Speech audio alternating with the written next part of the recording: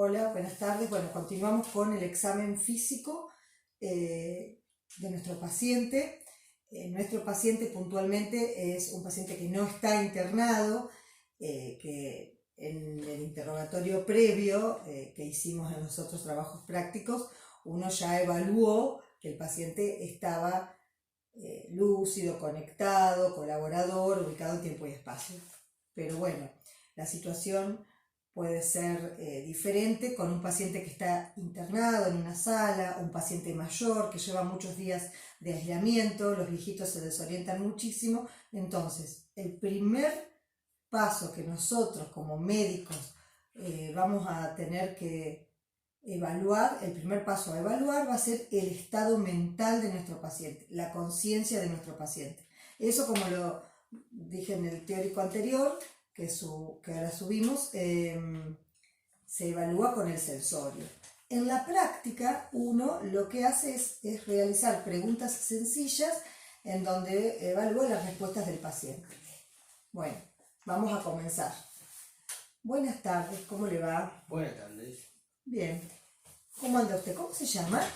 Me llamo Luciano Martínez Borrat. ¿Cómo le va? Buenas tardes. ¿Cuántos años tiene, Luciano? 50. Bien. ¿Se acuerda el día de su cumpleaños? ¿Qué fecha nació? Sí, el 8 de febrero de 1970. Muy bien. ¿Y la dirección, por favor? 49-2023. Bien, bien. Bueno, ¿siempre vivió acá en La Plata? Toda la vida. ¿Se acuerdan el año en el que estamos ahora? 2020. Bien. ¿Sabe quién es el presidente? Sí, este muchacho Alberto Fernández. Muy bien. Bueno, como ven, nuestro paciente no es el caso, está ubicado en tiempo y espacio, es un paciente que colabora con el interrogatorio, es un paciente que está tranquilo, que está dispuesto al diálogo, que su conciencia está adecuada, es decir, no está en más, no está elevada ni está disminuida, es decir, no está en una situación de excitación psicomotriz. Bueno, lo que hablamos hoy, ni tampoco en menos. Así que en este primer punto que uno evalúa en el examen físico, estamos bien. Seguimos. Bien. Con respecto al hábito del paciente, bueno, ahora no sé si hacerlo parar o cómo hacemos, pero uno evalúa el hábito del paciente, que es la postura del paciente, cuando ingresa, cuando lo vemos. Uno ya inicialmente evalúa cómo se para, si tiene alguna posición antálgica o no. Bien, lo mismo si tenemos que entrar a evaluar al paciente en una habitación. En una habitación que está acostado en una cama hay diferentes decúbitos que uno evalúa y que lo hacen pensar en ciertas patologías o en ciertas dolencias. Bien, distintas posiciones que el paciente adopta según la patología. Bueno, Luciano, ya que hemos pasado por nuestro interrogatorio y toda la anamnesis y toda nuestra evaluación inicial, vamos a pasar ahora a lo voy a revisar un poquito, voy a tomar los signos vitales, es decir, lo voy a revisar a ver cómo está su pulso, cómo está su presión arterial, cómo está su frecuencia respiratoria, cómo está su temperatura. Y para eso le voy a pedir que se retire la campera un poquito como para poder realmente tomar bien los signos. Bien. ¿Cómo no? ¿Voy a la camilla, doctora? Como usted quiera, sí. Bueno, si usted se siente más cómodo, bueno, vamos a proceder a tomar los signos vitales. Previamente habíamos dicho del hábito constitucional que acá nuestro paciente tiene un hábito atlético, como ustedes verán. Bueno, comenzaremos con los pulsos. Habitualmente evaluamos, habrán visto ustedes, el pulso radial. Bueno, entonces, acá vamos a evaluar el pulso radial entre el tendón del supinador largo y el palmar mayor. Nos queda un canal, que es el canal radial, en donde yo se los voy a marcar acá con un lápiz dermográfico, supinador, el palmar, y ahí nos queda espacio, un canal, en donde apoyaremos nuestros dedos muy suavemente y evaluaremos el pulso radial. Evaluaremos su frecuencia, evaluaremos su regularidad, su amplitud y todo lo que estuvimos diciendo en la otra parte del práctico. Es importante tomar los pulsos bilateralmente, ¿sí? Por ejemplo, para evaluar la frecuencia del pulso, podemos utilizar nuestro reloj o podemos utilizar, bueno, un cronómetro, que también es una pieza de museo, pero bueno, ¿ven? Y así tomamos el pulso durante 15 segundos, 30 segundos.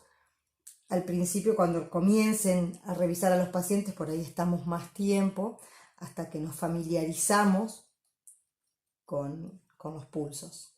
Bueno, habíamos dicho que es importante evaluar no solamente el pulso radial, sino también los pulsos carotídeos, los femorales, los pulsos poplíteos, que los encontramos en el hueco popliteo, y los pulsos pedios. Con respecto al pulso pedio, que se encuentra hacia afuera del extensor del dedo gordo, ustedes tienen el extensor del dedo gordo hacia afuera, palparemos el pulso pedio. El pulso pedio tiene la importancia de que si está presente y con buenas características, nos habla que obviamente los pulsos femorales y los pulsos poplíteos también lo están. Bueno, acá nuevamente con nuestro lápiz dermográfico lo marcamos y ahí lo encuentran. El otro signo vital que vamos a evaluar es la frecuencia respiratoria. La frecuencia respiratoria, como habíamos dicho anteriormente, normalmente va de 12 a 16 respiraciones por minuto. Se evalúa con la inspección y con la palpación y la medimos, como estábamos diciendo, en un minuto. A ver.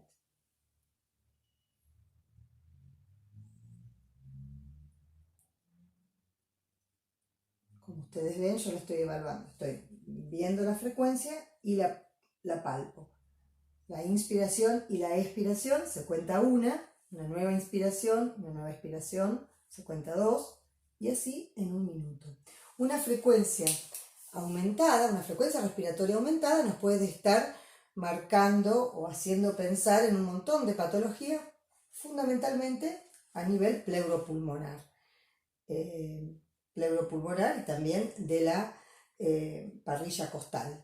Entonces, cuando veamos a un paciente con frecuencia respiratoria aumentada, una taquipnea o una disnea, es decir, que el paciente siente la falta de aire, uno tiene que estar pensando que hay alguna situación que está generando ocupación alveolar, sea una neumonía, sea una telectasia por una obstrucción, una neumonía por una infección, sea un edema agudo de pulmón de causa cardiogénica, un edema agudo de pulmón cardiogénico, un edema agudo de pulmón no cardiogénico, que vamos a estar pensando en el síndrome del distrés respiratorio agudo, que es una ocupación alveolar generalizada con líquido por aumento de permeabilidad.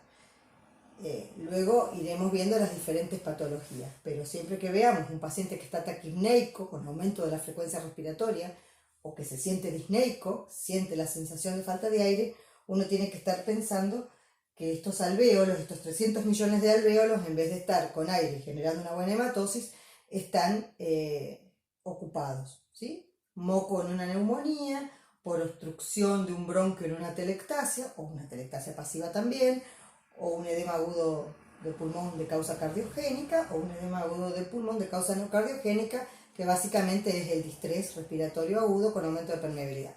No importa esto, pero como para que ustedes vean que de un simple signo sencillo de tomar, cuando está elevado nos tiene que hacer pensar en un montón de otras causas. También puede estar elevado porque el paciente está con un trastorno de ansiedad, también puede estar elevado cuando el paciente nada que ver, está sano y viene de correr y hacer ejercicio, pero bueno.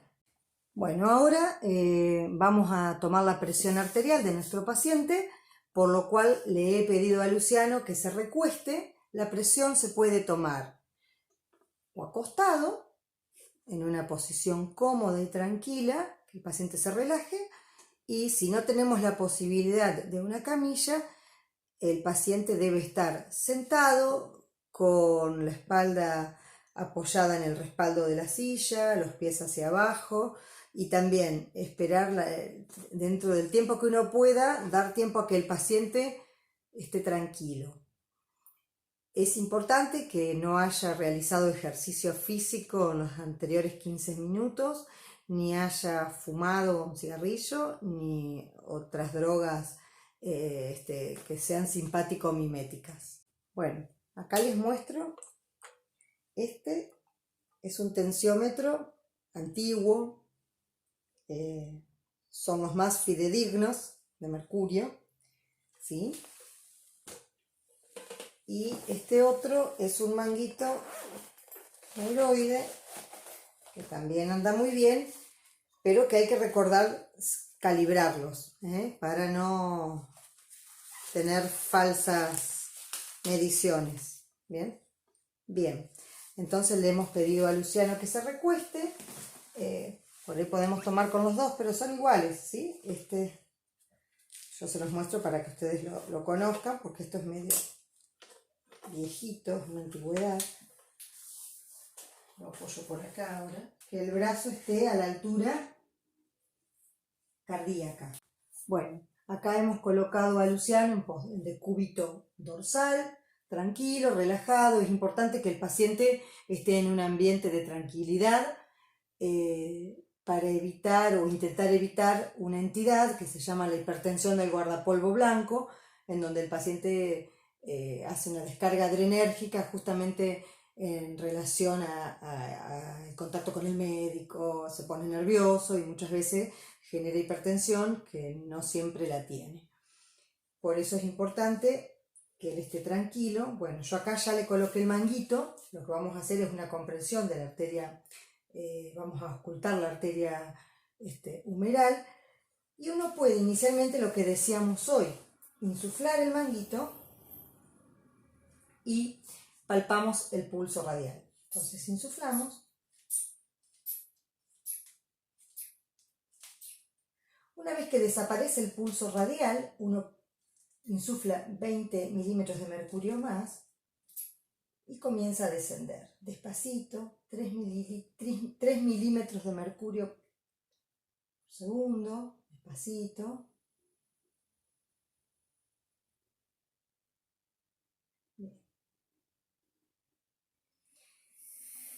Cuando aparece nuevamente el pulso radial, ahí se correlaciona con la presión máxima o presión sistólica. Bien.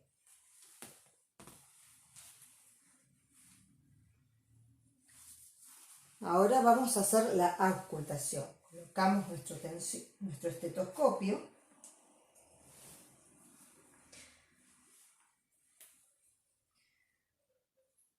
E insuflamos nuevamente. Es importante que exista silencio, que el paciente no hable. Nosotros ya sabemos por la palpación de la arteria radial a dónde desapareció el pulso y a dónde apareció. Entonces insuflamos un poquito más y luego comenzamos el descenso lentamente.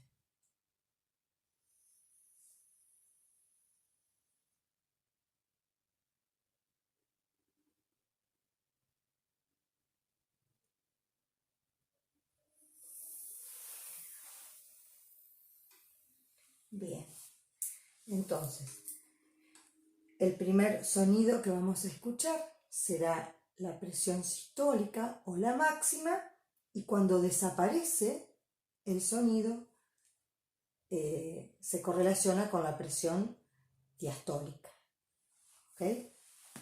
Bien, acá Luciano está con una presión arterial de 115 milímetros de mercurio de sistólica y 78, casi 80 milímetros de mercurio de diastólica. Digamos que estamos bastante bien. Bueno, Luciano, ya se relajó demasiado usted, me parece, ¿no? Si quiere, podemos sentarnos, así continuamos. Y por último, para finalizar, la evaluación de los signos vitales iniciales en nuestro contacto con el paciente, tomaremos la temperatura. La temperatura se puede tomar a nivel axilar, que es la más utilizada, a nivel bucal y a nivel rectal. Bien, vamos con la axilar. Pedimos al paciente que eleve el brazo, la axila tiene que estar bien sequita y que tome el hombro contralateral y se aprieta un ratito. Bueno, con respecto a la temperatura, es importante tener en cuenta la temperatura diferencial entre la axilar y la rectal, siempre y cuando estemos pensando en un proceso infeccioso a nivel abdominal, si no, uno no va a estar tomando la temperatura rectal habitualmente. Existen situaciones que luego iremos evaluando en el capítulo de fiebre, es todo un capítulo de fiebre, pero bueno, sepan ya que hay equivalentes febriles, que muchas veces los pacientes te dicen, no me tomé la temperatura, pero tenía chuchos de frío, tenía escalofríos, tenía piel de gallina, piel erizada, sentía frío, estaba, bueno, esos son equivalentes febriles. Y por otro lado, bueno, que existen cuadros agudos y cuadros más solapados, ¿no? Que son el gran capítulo de las fiebres de origen desconocido o fiebre prolongada también, que también eso lo veremos después, cuando se vaya desglosando toda la materia. Bueno, a ver, acá nuestro paciente no tiene fiebre. Está impecable usted, Luciano. Bueno, listo. Y con esto más o menos sería como los signos vitales en la primera parte del examen físico. Bueno, espero que les haya servido todo esto.